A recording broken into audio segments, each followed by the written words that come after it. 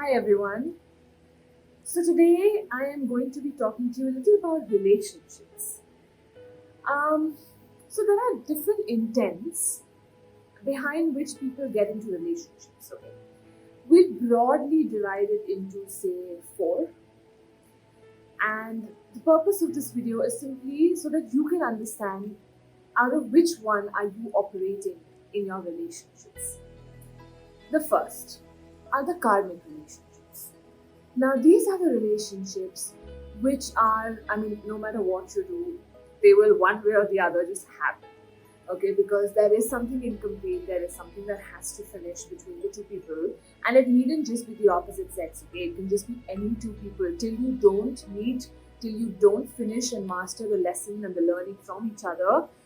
This relationship always happens. So, the best way out of this relationship is to go through it and embrace the brilliance in it, embrace the learning and the mastery, and then finally step out if you feel like, or the roles change completely between the two people and the dynamics shift. So that's karmic. B. These are the relationships we get into out of a feeling of lack. So, a lot of us feel that we don't have this in us, and out of that, we get into a relationship with someone. So, out of this thing, okay, I am not very extrovert, I don't talk to people. So, I like that in the other person, and I'm going to get that through the person. He or she is going to fulfill that need of mine. Or I feel that I don't have support. So, I'm going to seek support from this other person. Now, the problem with lack-based relationships is you are starting from the premise that you are not whole and complete. Okay? Anything that you start from the premise that you are not whole and complete almost inevitably lands up in you anyway not feeling whole and complete. And the second thing that could happen in relationships like this is that if the other one switches off their tap, so if the other one decides to not support you or gets busy in life, then you end up feeling extremely depleted, hurt, and betrayed. Because again, you feel that you cannot complete that experience within yourself and you are seeking that from the outside. Third kinds, these are the relationships you get into out of escape. So, I don't want to be alone, so I get into a relationship. Okay? I don't want conflict, so I get into a relationship with someone, or I am with someone who's extremely quiet and very, very peaceful, has no fights.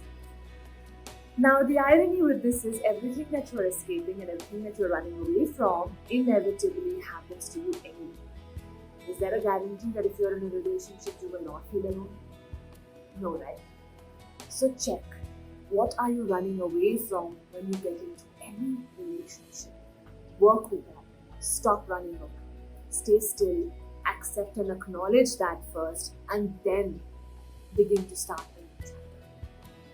And the fourth kinds are the ones that you get into just because you want to share what you have.